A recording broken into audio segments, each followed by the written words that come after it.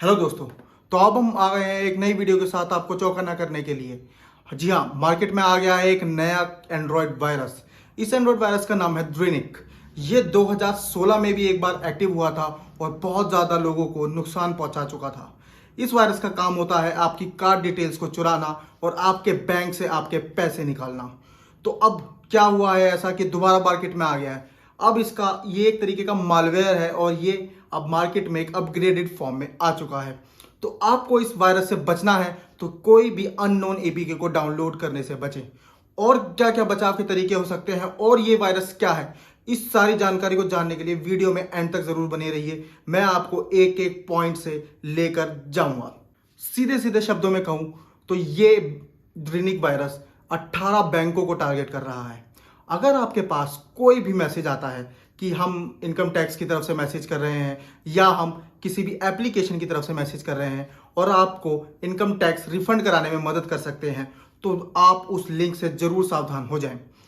क्योंकि हो क्या रहा है कि ड्रेनिक वायरस यानी मालवेयर जो है ये आई असिस्ट नाम की एप्लीकेशन के साथ काम कर रहा है।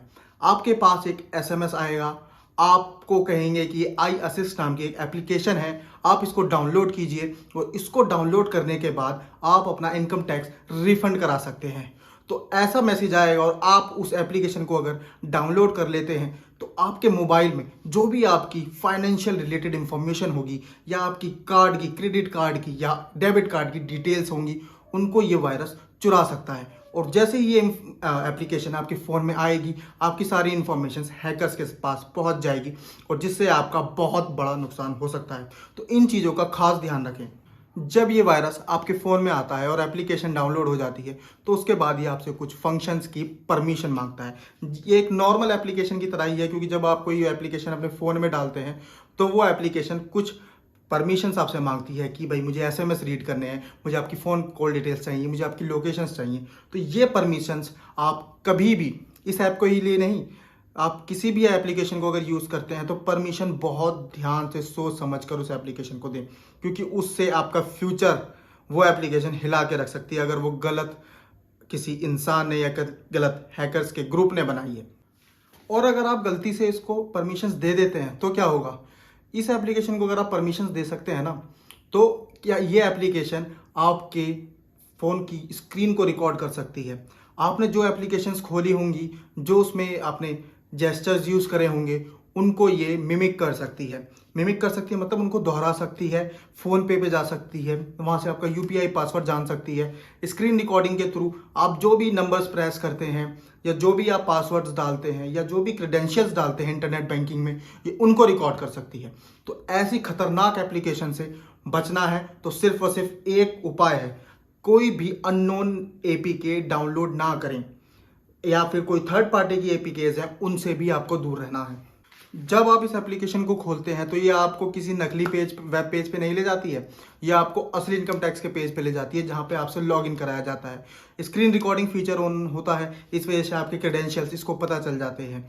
आपकी जो आधार कार्ड है, आपका जो पैन कार्ड है, वो सारी की सारी इंफॉर्मेशन ये स्क्रीन रिकॉर्डिंग के फीचर से ही आपसे चुरा लेता है। जब आप अपनी सारी डिटेल्स उस एक्यूरेट क्या कहते हैं ऑथेंटिक इनकम टैक्स के पेज में डाल देते हैं तो उसके बाद एक फेक डायलॉग बॉक्स मतलब एक छोटा सा डब्बा आ जाता है जिसमें आपसे कहा जाता है कि आप एक authentic user of income tax department या इनकम टैक्स के जो हम कस्टमर्स होते हैं एक तरीके से, वो आपको आइडेंटिफाई किया गया है और अब आपसे आप जो है 57,000 रुपीज़ के लिए रिफंड के लिए आप एलिजिबल हैं। तो ये एक तरीके का झांसा दिया जा रहा है आपको कि भाई अब इनकम टैक्स में आपने इनकम टैक्स की जो वेबसाइट है आपने उसमें प्रॉपरली लॉगिन किया है तो आप अब एलिजिबल है 57,000 रुपीज़ के रिफंड के लिए। तो फिर उससे आपसे कहा जाता है कि अब अप्लाई पे क्लिक कीजिए। जब आप अप्लाई पे क्लिक करते हैं तो आप इनके झांसे में आधे फंस चुके होते हैं। वहाँ से आप रीडायरेक्ट हो जाते हैं एक इनकम टैक्स वेबसाइट के नकली पेज पे, जिसे इस टेक्निक को फिशिंग भी कहा जाता है। इनकम टैक्स के जो नकली पेज पे आप पहुँचते हैं वहाँ पे आपसे सारी एक्चुअल डिटेल्स ली जाती हैं, जैसे कि आपकी कार्ड डिटेल्स, आपका सीवीवी, आपकी डेबिट कार्ड नंबर्स, सो आपकी इंटरनेट बैंकिंग डिटेल्स। सो आप पैसे के लालच में, रिफंड के लालच में आप इनकम टैक्स अपनी फाइनेंशियल डिटेल्स वहाँ पे रिलीज कर देते हैं। जी हाँ, इतना करते ही आपका खेल खत्म। जब आप ये डिटेल सारी वहाँ पे एंटर कर देते हैं तो आप एलिजिबल हो जाते हैं रिफंड के लिए। नहीं, रिफंड के लिए नहीं, आप एलिजिबल हो जाते हैं आपने पैसे खोने के लिए। तो कोई भी एप्लीकेशन को जब आप अपने फ़ोन में इंस्टॉल करते हैं तो समझदारी से ही उसको सारी परमिशंस उसको अवेलेबल कराएं, बिना सोचे समझे। हमेशा ओके बटन दबाना ठीक नहीं रहता है।